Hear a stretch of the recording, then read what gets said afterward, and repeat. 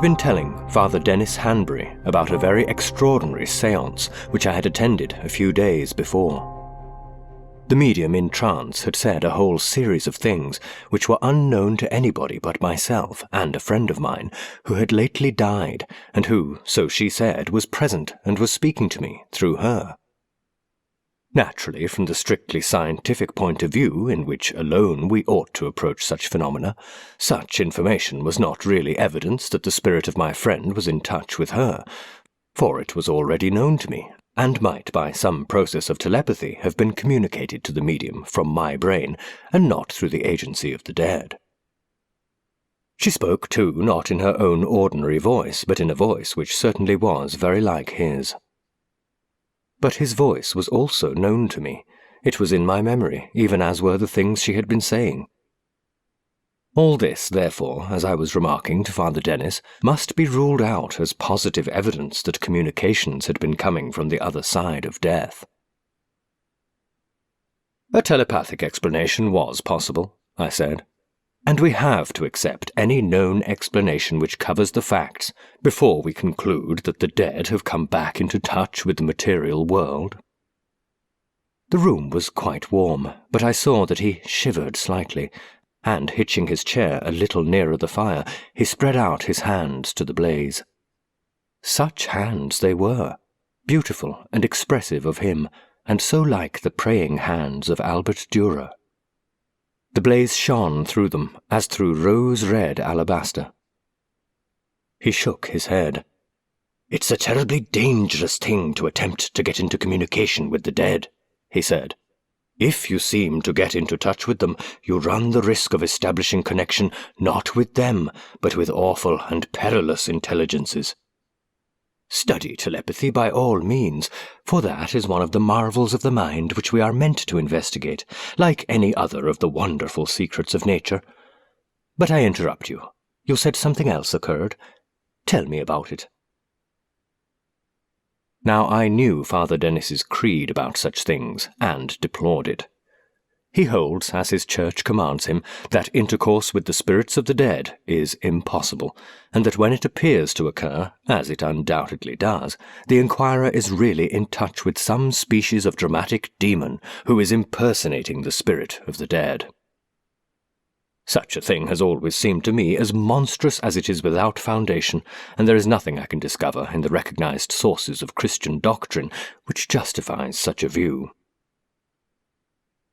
"Yes, now comes the queer part," I said, "for, still speaking in the voice of my friend, the medium told me something which instantly I believed to be untrue. It could not therefore have been drawn telepathically from me. After that the séance came to an end, and in order to convince myself that this could not have come from him, I looked up the diary of my friend, which had been left me at his death, and which had just been sent me by his executors, and was still unpacked. There I found an entry which proved that what the medium had said was absolutely correct. A certain thing, I needn't go into it, had occurred precisely as she had stated, though I should have been willing to swear to the contrary. That cannot have come into her mind from mine, and there is no source that I can see from which she could have obtained it except from my friend. What do you say to that?" He shook his head. "I don't alter my position at all," he said. "That information, given it did not come from your mind, which certainly seems to be impossible, came from some discarnate agency. But it didn't come from the spirit of your friend. It came from some evil and awful intelligence." "But isn't that pure assumption?" I asked. "It is surely much simpler to say that the dead can, under certain conditions, communicate with us. Why drag in the devil?" He glanced at the clock. "It's not very late," he said. "Unless you want to go to bed, give me your attention for half an hour, and I will try to show you." The rest of my story is what Father Dennis told me, and what happened immediately afterwards. "Though you are not a Catholic," he said, "I think you would agree with me about an institution which plays a very large part in our ministry, namely, confession, as regards the sacredness and the inviolability of it." A soul laden with sin comes to his confessor knowing that he is speaking to one who has the power to pronounce or withhold forgiveness, but who will never, for any conceivable reason, repeat or hint at what has been told him. If there was the slightest chance of the penitent's confession being made known to anyone, unless he himself, for purposes of expiation or of righting some wrong, chooses to repeat it, no one would ever come to confession at all. The Church would lose the greatest hold it possesses over the souls of men, and the souls of men would lose that inestimable comfort of knowing, not hoping merely, but knowing, that their sins are forgiven them. Of course, the priest may withhold absolution if he is not convinced that he is dealing with a true penitent, and before he gives it, he will insist that the penitent makes such reparation as is in his power for the wrong he has done. If he has profited by his dishonesty, he must make good. Whatever crime he has committed, he must give warrant that his penitence is sincere. But I think you would agree that in any case the priest cannot, whatever the result of his silence may be, repeat what has been told him. By doing so he might right or avert some hideous wrong, but it is impossible for him to do so. What he has heard under the seal of confession, concerning the sacredness of which no argument is conceivable. It is possible to imagine awful consequences resulting from it, I said, but I agree. Before now, awful consequences have come of it, he said, but they don't touch the principle. And now I am going to tell you of a certain confession that was once made to me. But how can you? I said. That's impossible, surely. For a certain reason, which we shall come to later. You will see that secrecy is no longer incumbent on me. But the point of my story is not that. It is to warn you about attempting to establish communication with the dead. Signs and tokens, voices and apparitions appear to come through to us from them, but who sends them? You will see what I mean. I settled myself down to listen. You will probably not remember with any distinctness, if at all, a murder committed a year ago, when a man named Gerald Self met his death. There was no enticing mystery about it, no romantic accessories, and it aroused no public interest. Self was a man of loose life, but he held a respectable position, and it would have been disastrous for him if his private irregularities had come to light. For some time before his death, he had been receiving blackmailing letters regarding his relations with a certain married woman, and, very properly, he had put the matter into the hands of the police. They had been pursuing certain clues, and on the afternoon before Self's death, one of the officers of the Criminal Investigation Department had written to him that everything pointed to his manservant, who certainly knew of his intrigue, being the culprit. This was a young man named Alfred Wadham. He had only lately entered Self's service, and his past history was one of the most unsavoury sort. They had baited a trap for him, of which details were given, and suggested that Self should display it, which, within an hour or two, he successfully did.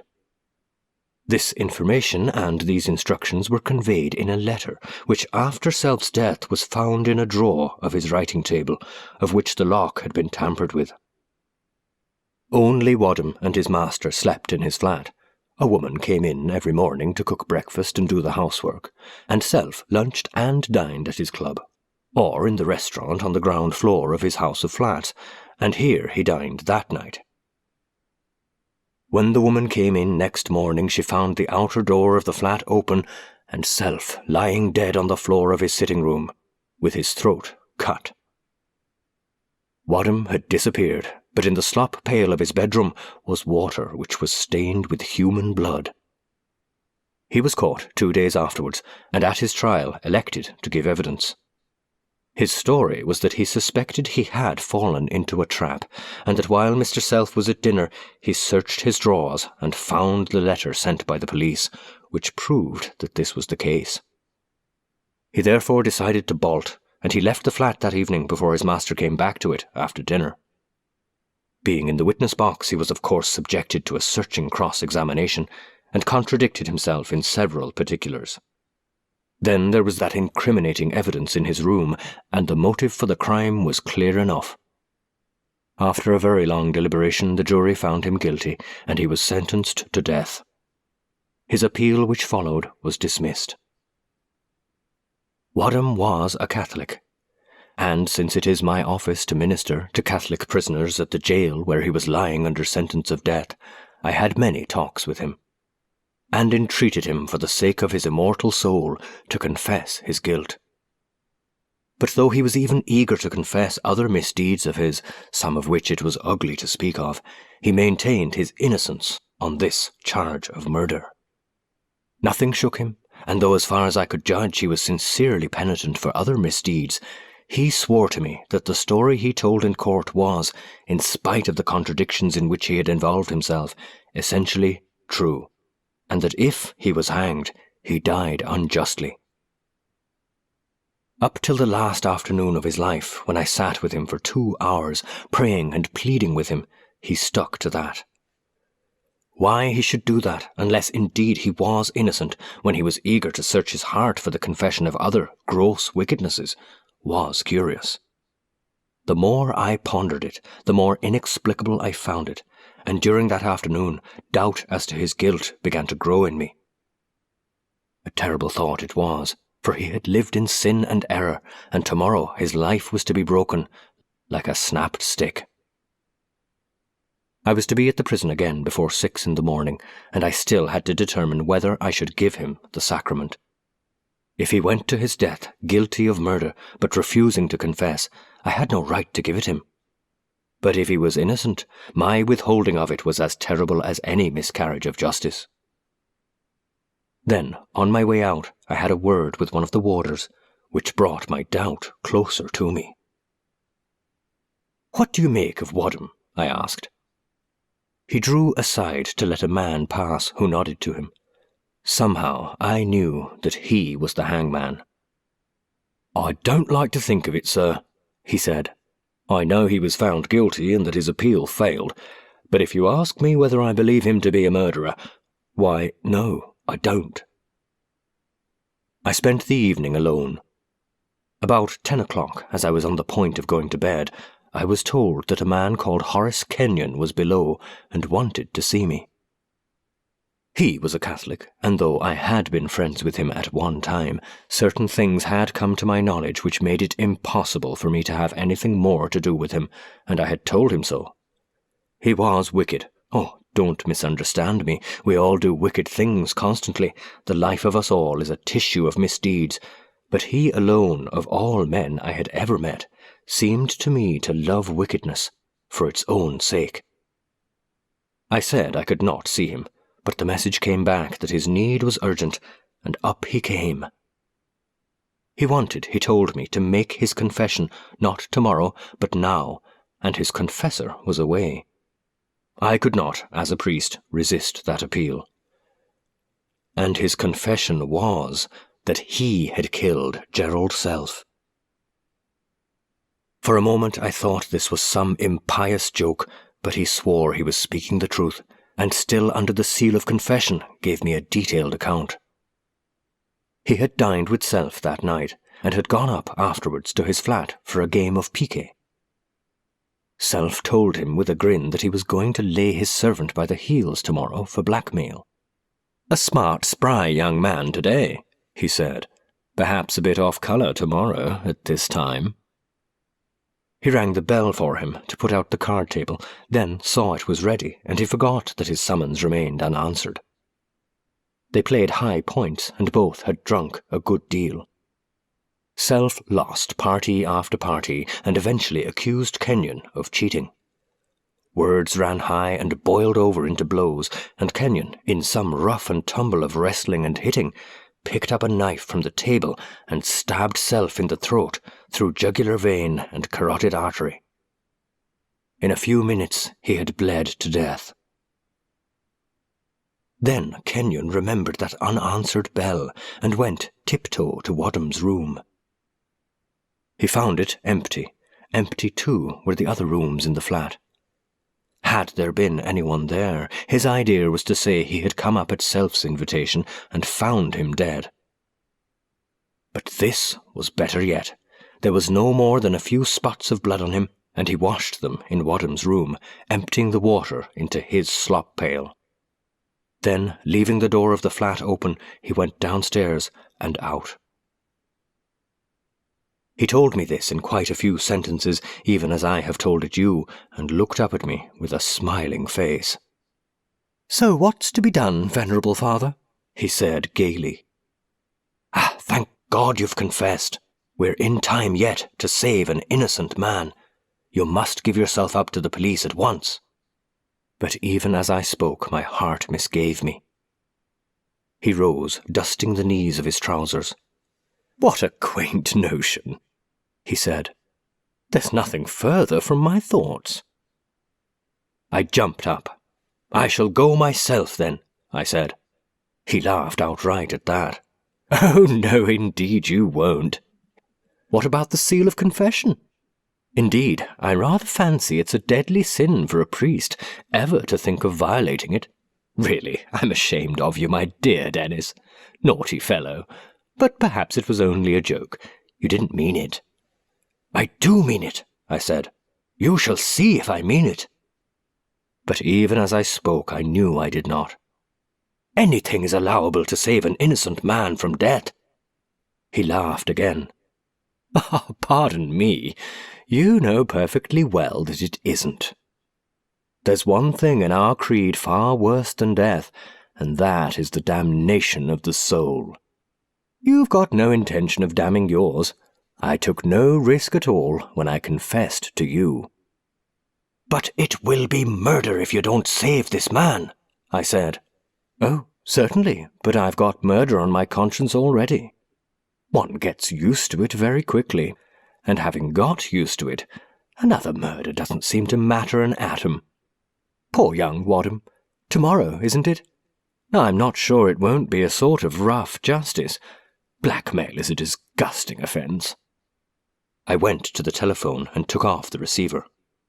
"Really, this is most interesting. Walton Street is the nearest police station. You don't need the number. Just say Walton Street Police. But you can't. You can't say, 'I have a man with me now, Horace Kenyon, who has confessed to me that he murdered Self.' So why bluff? Besides, if you could do any such thing, I should merely say that I had done nothing of the kind. Your word, the word of a priest who has broken the most sacred vow, against mine. Childish." "Kenyon," I said, "for the love of God and for the fear of hell, give yourself up. What does it matter whether you or I live a few years less, if at the end we pass into the vast infinite with our sins confessed and forgiven? Day and night I will pray for you." "Charming of you," said he. "But I've no doubt that now you will give Wadham full absolution. So what does it matter if he goes into the vast infinite at 8 o'clock tomorrow morning?" "Why did you confess to me then?" I asked. "If you had no intention of saving him and making atonement?" "Well, not long ago you were very nasty to me. You told me no decent man would consort with me. So it struck me, quite suddenly, only today, that it would be pleasant to see you in the most awful hole. I dare say I've got sadic tastes too, and they're being wonderfully indulged. You're in torment. You know you would choose any physical agony rather than to be in such a torture chamber of the soul. It's entrancing. I adore it. Thank you very much, Dennis." He got up. "I kept my taxi waiting. No doubt you'll be busy tonight. Can I give you a lift anywhere? Pentonville?" There are no words to describe certain darknesses and ecstasies that come to the soul, and I can only tell you that I can imagine no hell of remorse that could equal the hell that I was in. For in the bitterness of remorse we can see that our suffering is a needful and salutary experience. Only through it can our sin be burned away. But here was a torture, blank and meaningless. And then my brain stirred a little, and I began to wonder whether, without breaking the seal of confession, I might not be able to effect something. I saw from my window that the light was burning in the clock tower at Westminster. The house, therefore, was sitting, and it seemed possible that without violation I might tell the Home Secretary that a confession had been made me, whereby I knew that Wadham was innocent. He would ask me for any details I could give him, and I could tell him, and then I saw that I could tell him nothing. I could not say that the murderer had gone up with self to his room, for through that information it might be found that Kenyon had dined with him. But before I did anything, I must have guidance, and I went to the Cardinal's house by our cathedral. He had gone to bed, for it was now after midnight, but in answer to the urgency of my request, he came down to see me. I told him, without giving any clue, what had happened, and his verdict was what in my heart I knew it would be. Certainly I might see the Home Secretary and tell him that such a confession had been made me, but no word or hint must escape me which could lead to identification. Personally, he did not see how the execution could be postponed on such information as I could give. "And whatever you suffer, my son," he said, "be sure that you are suffering not from having done wrong, but from having done right. Placed as you are, your temptation to save an innocent man comes from the devil, and whatever you may be called upon to endure for not yielding to it is of that origin also." I saw the Home Secretary in his room at the house within the hour, but unless I told him more, and he realized that I could not, he was powerless to move. He was found guilty at his trial, he said, and his appeal was dismissed. Without further evidence, I can do nothing. He sat thinking a moment, then jumped up. "Good God, it's ghastly," he said. "I entirely believe, I needn't tell you, that you've heard this confession, but that doesn't prove it's true. Can you see the man again? Can you put the fear of God into him? If you can do anything at all which gives me any justification for acting up till the moment the drop falls, I will give a reprieve at once. There's my telephone number. Ring me up here or at my house at any hour." I was back at the prison before 6 in the morning. I told Wadham that I believed in his innocence, and I gave him absolution for all else.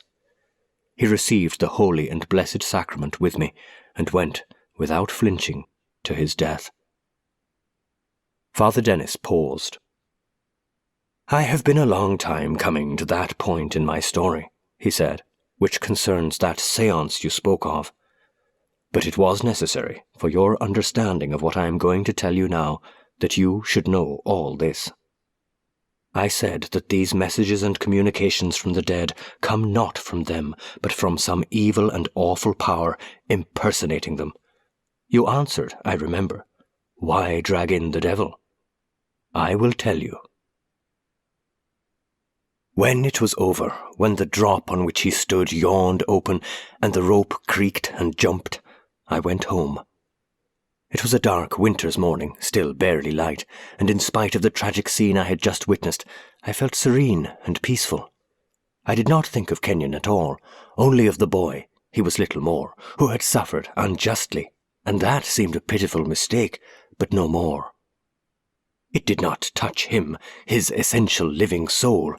It was as if he had suffered the sacred expiation of martyrdom, and I was humbly thankful that I had been enabled to act rightly, and had Kenyon now, through my agency, been in the hands of the police, and Wadham alive, I should have been branded with the most terrible crime a priest can commit. I had been up all night, and after I had said my office, I lay down on my sofa to get a little sleep. And I dreamed that I was in the cell with Wadham, and that he knew I had proof of his innocence. It was within a few minutes of the hour of his death, and I heard along the stone-flanked corridor outside the steps of those who were coming for him. He heard them too, and stood up, pointing at me. "You're letting an innocent man die when you could save him! You can't do it, Father Dennis! Father Dennis!" He shrieked, and the shriek broke off in a gulp and a gasp as the door opened. I woke, knowing that what had roused me was my own name, screamed out from somewhere close at hand, and I knew whose voice it was. But there I was, alone in my quiet, empty room, with the dim day peering in, I had been asleep, I saw, for only a few minutes. But now all thought or power of sleep had fled, for somewhere by me, invisible but awfully present, was the spirit of the man whom I had allowed to perish, and he called me. But presently I convinced myself that this voice coming to me in sleep was no more than a dream, natural enough in the circumstances, and some days passed tranquilly enough.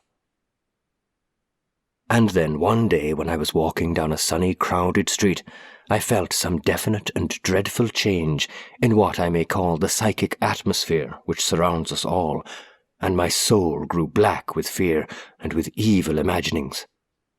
And there was Wadham, coming towards me along the pavement, gay and debonair. He looked at me, and his face became a mask of hate. "We shall meet often, I hope, Father Dennis," he said as he passed. Another day I returned home in the twilight, and suddenly, as I entered my room, I heard the creak and strain of a rope, and his body, with head covered by the death cap, swung in the window against the sunset. And sometimes when I was at my books and the door opened quietly and closed again, I knew he was there. The apparition, or the token of it, did not come often, or perhaps my resistance would have been quickened, for I knew it was devilish in origin. But it came when I was off my guard at long intervals, so that I thought I had vanquished it, and then sometimes I felt my faith to reel.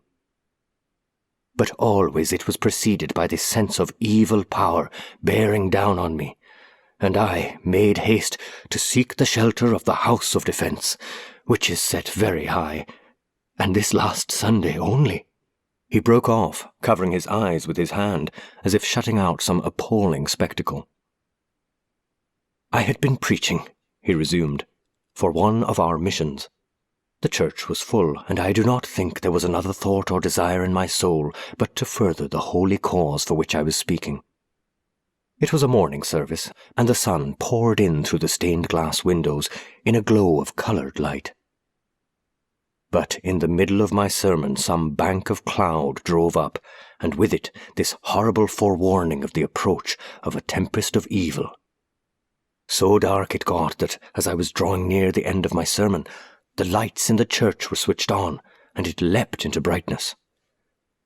There was a lamp on the desk in the pulpit, where I had placed my notes, and now, when it was kindled, it shone full on the pew just below. And there, with his head turned upwards towards me, and his face purple and eyes protruding, and with the strangling noose round his neck, sat Wadham.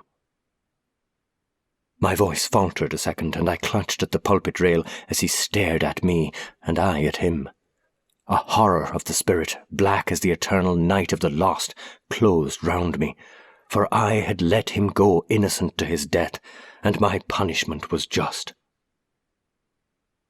And then, like a star shining out through some merciful rent in this soul storm, came again that ray of conviction that as a priest I could not have done otherwise, and with it the sure knowledge that this apparition could not be of God, but of the devil, to be resisted and defied even as we defy with contempt some sweet and insidious temptation. It could not, therefore, be the spirit of the man at which I gazed, but some diabolical counterfeit. And I looked back from him to my notes, and went on with my sermon, for that alone was my business. That pause had seemed to me eternal. It had the quality of timelessness, but I learned afterwards that it had been barely perceptible. And from my own heart I learned that it was no punishment that I was undergoing, but the strengthening of a faith that had faltered. Suddenly he broke off. There came into his eyes as he fixed them on the door a look not of fear at all, but of savage, relentless antagonism. "It's coming," he said to me. "And now, if you hear or see anything, despise it, for it is evil." The door swung open and closed again, and though nothing visible entered, I knew that there was now in the room a living intelligence other than Father Dennis's and mine, and it affected my being, myself, just as some horrible odour of putrefaction affects one physically. My soul sickened in it. Then, seeing nothing, I perceived that the room, warm and comfortable just now, with a fire of coal prospering in the grate, was growing cold, and that some strange eclipse was veiling the light. Close to me on the table stood an electric lamp. The shade of it fluttered in the icy draught that stirred in the air, and the illuminant wire was no longer incandescent, but red and dull like the embers in the grate. I scrutinized the dimness, but as yet no material form manifested itself.